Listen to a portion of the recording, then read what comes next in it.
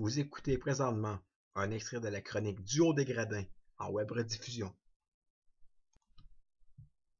Pour plus de chroniques Duo des Gradins, de communiqués, portraits, comptes rendus, ainsi que pour tout savoir sur vos joueurs de la Ligue d'hockey Midget 3A, Ligue d'hockey junior majeur et de la Ligue nationale favori, visitez sans tarder le blog de Simon Bédard au simonbédard.ca.cx ainsi qu'au facebook.com/Duo des Gradins.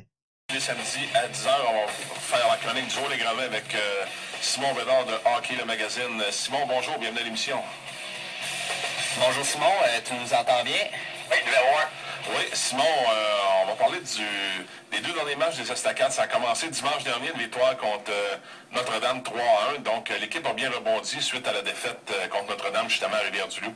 Oui, bien écoute, je pense que c'était vraiment une victoire extrêmement importante là, pour le club en tant que tel. Il faut dire que c'était la première fois là, que l'équipe remportait au moins 2 matchs consécutifs depuis le début de l'année. Et c'était aussi la première victoire en 3 sorties cette année face aux Albatros. Donc ça n'a pas été là, un grand match là, en tant que tel. Je dis que les deux formations ont quand même bien joué. Bon, il s'est passé là, beaucoup de choses là, de spectaculaires sur la patinoire de Jean-Guy Talbot. On sait que c'était 0-0 après une période de jeu. C'était 1-1 après 40 minutes d'action. On s'est vraiment en troisième période là, suite à Pierre et Bessé, que Trois-Rivières a rentré une certaine option sur cette partie-là. Et s'il y a 2 points qu'il faut vraiment retenir de ça, là, premièrement, c'est la performance encore une fois du jeune gardien de but Samuel Montembeault, qui a encore été une fois fumant. Je pense qu'on va en parler ensemble plus tard là, oui, pour le profil de la semaine, justement. Et sinon, c'est le travail en désavantage numérique du côté de Trois-Rivières. On sait que l'équipe locale a écopé de 4 punitions mineures consécutives pour la période. Donc, c'est quand même 8 minutes sur 20 avec moins de 1, avec un joueur en moins dans le fond. Donc, si l'équipe adverse avait marqué 1, 2, 3 buts, on aurait peut-être pu parler d'un match différent, peut-être d'un score final différent. Et je pense que le fait de conclure la première période avec une marque de 0-0 a permis à l'équipe de passer sur quelque chose de positif quand même. Et on sait ensuite qu'en deuxième période, c'est Tristan Gosselin qui a donné l'avance à Trois-Rivières. Et ça a été un match ensuite carrément différent. Donc ça a été un très bon travail de ce côté-là. Exactement, oui. Hier, une défaite de 2-1 face à Lévis. On n'a pas généré beaucoup d'offensives chez les Estacades, 20 lancés seulement. Sûrement qu'on n'était pas content du côté des entraîneurs des Estacades suite au match d'hier. Une défaite qui fait quand même extrêmement mal les gars. On sait que Lévis avait quand même gagné ses 2 dernières parties, mais c'était quand même une des pires formations de la Ligue avant la partie d'hier. Là, en plus, si on avait eu la chance de gagner hier, on aurait pu monter, s'approcher à 3 points des Albatros, du 2e rang de la division co-op. Maintenant, Lévis nous a dépassé au classement. Donc, on est rendu 5e et dernier dans la propre section. Donc, c'est vraiment une défaite qui fait mal, surtout que l'équipe s'en va jouer cet après-midi du côté de Lachenay et va disputer 5 de ses 6 prochaines parties à l'extérieur. C'est une des seules équipes à date qui n'a pas encore gagné de match à l'extérieur. Donc, c'était vraiment un match qu'il fallait absolument gagner. C'est vraiment des points qu'il fallait aller là, chercher. Et encore une fois, ça n'a pas été un grand match là, en tant que tel. Je pense que ça s'est joué en 3 temps. En première période, ça a été du bon jeu partagé des deux côtés. En deuxième période, je pense que Lévis a profité là, de quelques punitions de Trois-Rivières en début de période là, pour vraiment imposer un certain tempo. Et en troisième période, Trois-Rivières a vraiment dominé, a eu vraiment des bonnes chances de marquer. Et le gardien de but, Jean-Philippe Dupont, qui a vraiment été incroyable.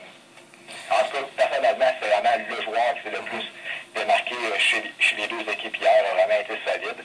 Et je pense que, écoutez, c'est vraiment une défaite qui fait mal, mais là, il va falloir trouver le moyen de gagner des matchs à l'extérieur parce que c'est des points qu'il faut absolument aller chercher en vue des prochaines séries. Parlant des matchs à l'extérieur, les Estacades qui jouent contre les Phoenix du côté de Lachenay cet après-midi, à quoi s'attendre de ce match entre les deux formations? C'est difficile à dire parce que c'est le premier duel entre les deux clubs cette année, mais ça sera un match là, facile encore une fois. Comme je l'ai dit, Trois-Rivières est une des seules équipes de la Ligue à ne pas avoir gagné sur les patinoires adverses. Vraiment, je pense que c'est important là, au hockey là, de gagner des matchs à l'extérieur parce que si tu gagnes juste des matchs là, locaux, tu finis l'année avec une fiche environ de 500, puis c'est pas très fameux pour les séries qui s'en viennent dans le fond. Du côté des Phoenix, écoute, 2e rang de la division CCM actuellement, 5e au classement général du